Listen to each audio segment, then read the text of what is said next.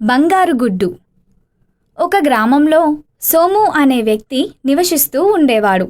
సోము రోజు పక్కన ఉన్న అడవికి వెళ్ళి కట్టెలు కొట్టి వాటిని అమ్మగా వచ్చిన డబ్బులతో జీవితం గడపసాగాడు. ఒకరోజు సోము అడవికి కట్టెలు కొట్టడానికి వెళ్ళాడు. కానీ ఆ రోజు సోముకి సరి అయిన చెట్టు దొరకలేదు. దానితో సోము బాధపడుతూ ఇంటికి బయలుదేరాడు. సోముకి దారిలో ముళ్ళ పొదలలో చిక్కుకున్న ఒక బాతు కనిపించింది. అది చూసిన సోముకి చాలా జాలి వేసింది. వెంటనే ముళ్ళ పొదల నుంచి బాతుని తీసి తనతో పాటు ఇంటికి తీసుకెళ్లాడు.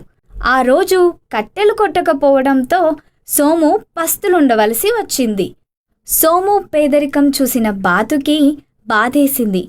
ఆ తరువాతి రోజు ఉదయం బాతుకి ఆహారం పెట్టడానికి బాతు దగ్గరికి వెళ్ళాడు సోము. అప్పుడు బాతు ఒక బంగారు గుడ్డు పెట్టి ఉండటం చూసి ఆశ్చర్యపోయాడు. సోము ఆ గుడ్డును అమ్మి వచ్చిన డబ్బుతో సంతోషంగా గడపసాగాడు.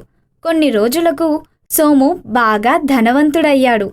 అలా రోజు బాతు బంగారు గుడ్డు పెట్టేది. ఆ గుడ్డును అమ్మి సోము ఇంకా చాలా ధనం సంపాదించాడు.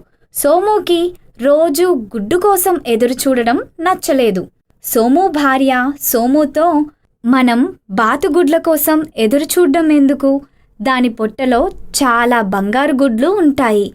దానిని చంపి ఆ గుడ్లు అన్నీ ఒకేసారి తీసుకుందాం అని సలహా ఇచ్చింది. సోము దానికి సంతోషించి బాతును చంపి కడుపులో చూశాడు. కానీ ఆ బాతు కడుపులో ఏమీ లేదు.